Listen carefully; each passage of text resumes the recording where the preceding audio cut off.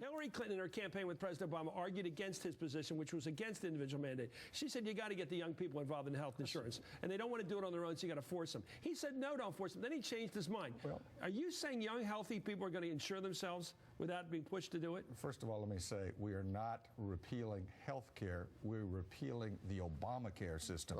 There are alternatives to that.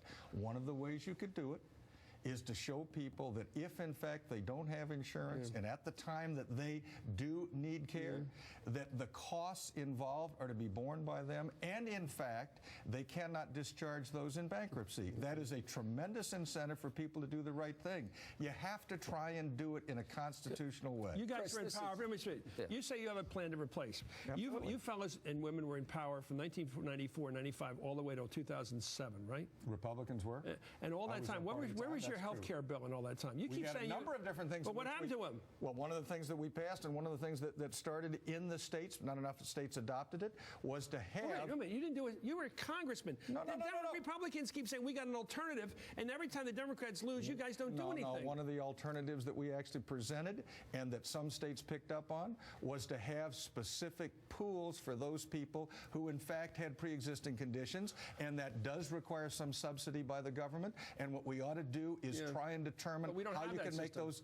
We do. Several states do have those. What about the federal government doing something? Well, I think we ought to have a mix of the federal government with respect to that, but it ought to be done on that basis rather than doing this mandate that is not only unconstitutional. Let's square about the popularity. The Republicans, I was listening to Fox this morning on the radio. We have alternatives. This idea that everybody says they don't like the health care bill. Here's a number. CNN just put this poll out, right down the line. 43% say they like the president's bill, and 13% say it's not liberal enough. In other words, you add that up, it's 56.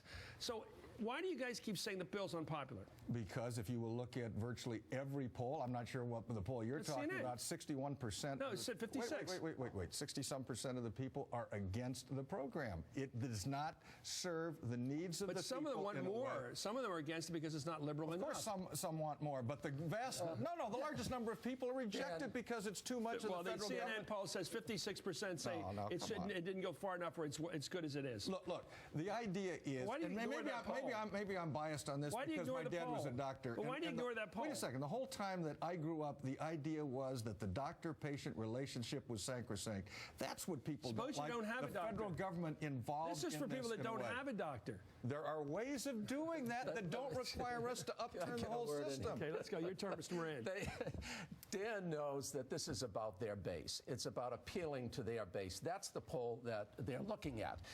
The fact is, this goes counter to what they've promised.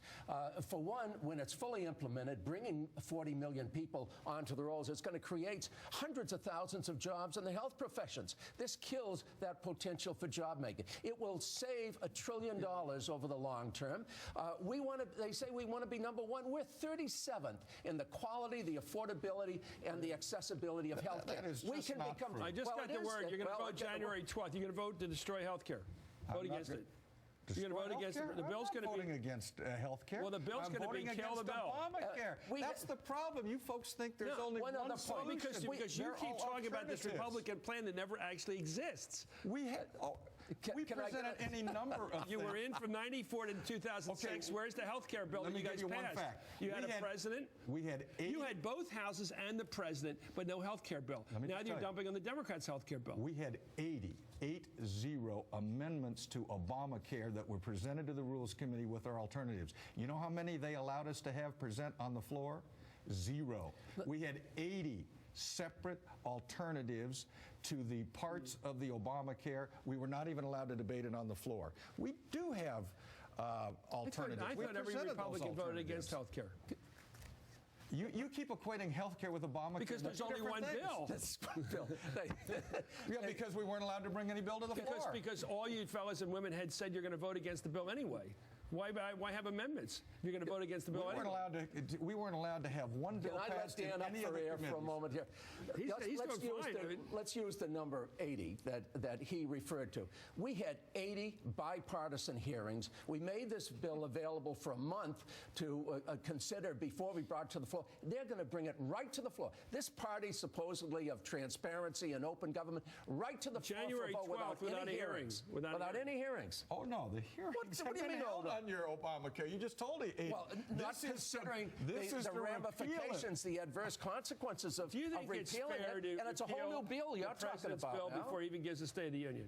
I mean, isn't this sort of embarrassing him just on purpose? We're not embarrassing him. Well, he gives the State of the We Union are at the end of the co-equal month. branch of government. No, Anybody but ever figure that out? Oh, I We know. don't have to wait for the president to tell us what to do. In fact, the first president of the United States, George Washington, just set his State of the Union up. There's no requirement that we're supposed to sit there like students waiting for the teacher to tell us what to do. We are going to act right away. That's what we've told the American people we're going to do. What is surprising to Jim and the Democrats is we're actually going to do what we said we were Without going to do hearings. before the election. Without even showing You us folks the bill, just you're going to told bring us it all right to the hearings that floor. you had. You know all about your bill. On a bill that passed. You're talking about Okay, a whole let's new talk bill. about you guys for 2 You're years. going were to very keep some stuff, successful. reject others? You raised a very successful campaign that led to very good victories in November by saying the president was off base. He was focusing on health care and not on economics. Absolutely. What are you going to do to create jobs? What's your big bill? What's the big one? Well, there are going to be a number of bills, but one of the things I would say is we're going to try and get jobs created in the private sector. That's what this. How do you do that?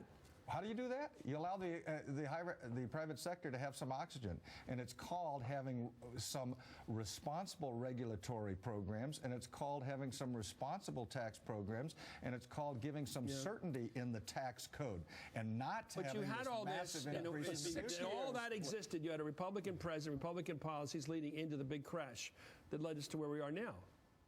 We had. You had all the tax, You control all the the Bush Congress, tax you cuts. control the White House, you even control the Supreme Court. Have you guys forgotten what you Democrats said at the time? We didn't have to worry about Fannie Mae and Freddie Mac. Yeah, okay. When there were only 38 of us that voted to You're try right to on put that some one. restrictions on You're that. right on that one. Come by the way. on. You're right on that one. I want to see that investigation of Freddie Mac and Fannie Mae. I think you're dead right. You've hit the bullseye.